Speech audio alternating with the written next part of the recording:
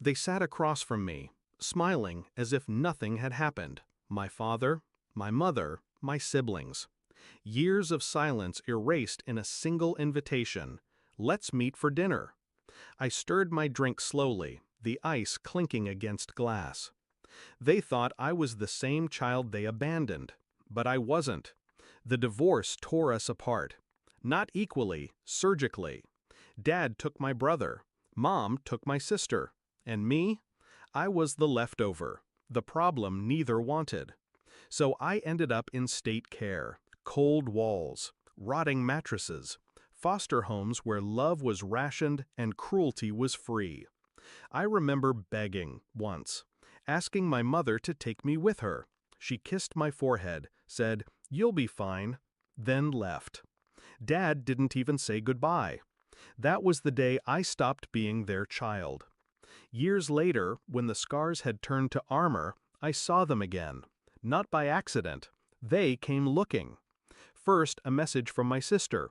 "We miss you. Let's reconnect." Then, my brother. "It's been too long." Finally, my mother's voice over the phone, sugary sweet, pretending history hadn't happened. At first, I almost believed them. Almost. But their timing betrayed them. My career was peaking. My name carried weight.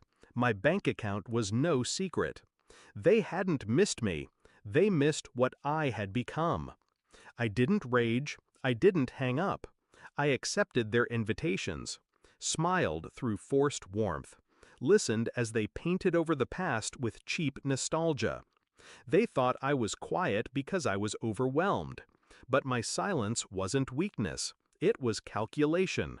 Because this time, I wouldn't beg to be chosen. This time, I would choose. Step 1. Control the stage. I invited them to dinner. A private room, expensive, elegant. A place where every detail whispered power. My power. Step 2. Set the trap. I let them speak first. Let them gush about family reunions, about healing old wounds, about how much we needed each other. Step 3. The reveal. When the check arrived, I slid a folder across the table. Not photos, not memories, documents. Every letter they ignored from the state. Every refusal to take me in. Every record of abandonment signed by their hands. I had kept it all, the proof of what they did. My father's jaw clenched as he flipped through the pages. My mother's smile faltered, trembling. My siblings glanced at each other, panic bleeding through their polished faces. "Do you know what it's like," I said quietly, "to sit in a foster home on your birthday, waiting for parents who never come?" No one spoke. They couldn't.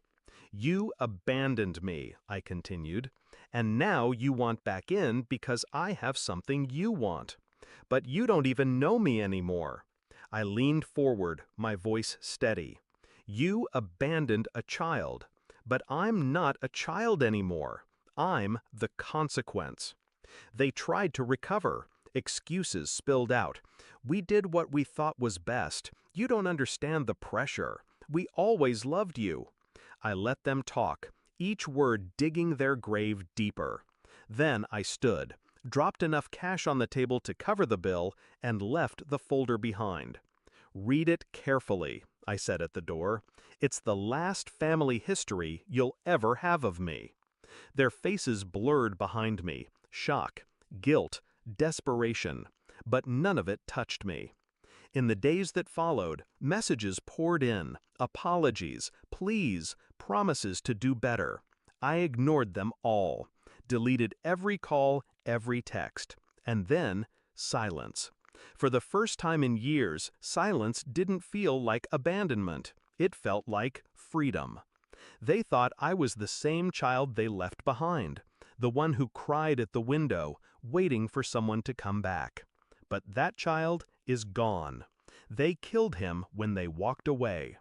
What remains is someone they can't manipulate, someone who owes them nothing, someone who learned the hard way that family isn't blood, it's choice. And I chose myself. That night at dinner, I didn't just confront them. I buried them. Not in anger, not in hate, but in truth.